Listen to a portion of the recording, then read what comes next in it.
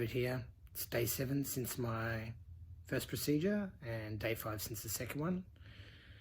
I've been back at home for 3 days, and it's been a little bit challenging, the transition back to home from hospital. Probably the biggest one has been, I experienced this also in the hospital, is the sleeping. It's pretty hard sleeping on my back, I find. And with 2 hip replacements, it's not like you can favour one side. What I found though is I've been able to put a pillow between the legs, and found that I can spend a little bit of time on one side and a little bit of time on the other side. So it hasn't been too bad, but the sleep is pretty rank right now. I guess it'll get better over time. Experiencing a lot of lucid dreams. Had one scare where I found myself sleeping on my stomach, and naturally you get a bit of a shock thinking, oh, is that a dislocation risk? So quickly but carefully moved myself back onto my side and then onto my back, and looked like I dodged a bullet there, so that was fine. So sleeping's been a little bit of a challenge. The other challenge has been the swelling that I felt, and I guess the pain. It's gotten better definitely over time.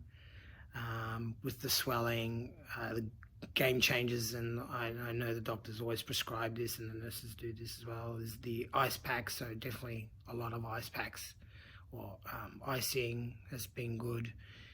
The other one that I didn't realise, and it was a bit of a mistake on my side, was this medication called celecoxib. It is for pain and swelling, pain management and swelling.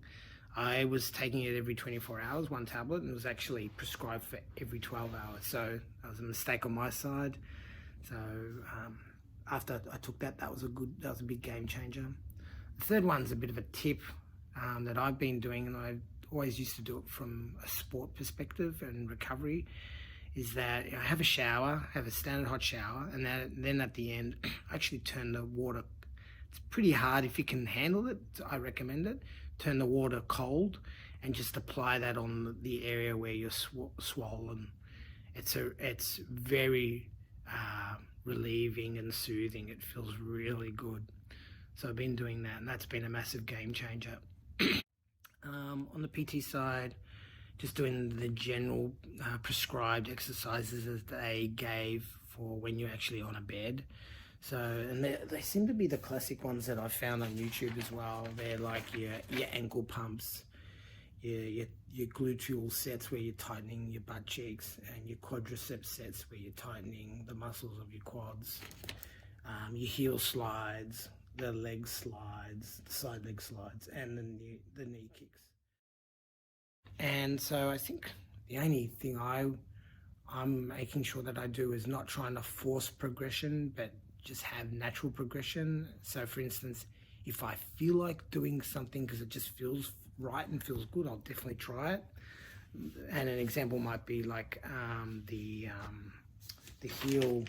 knee kick from sitting up, as opposed to just doing it lying down, but only if it feels good. And so I've been doing that a little bit.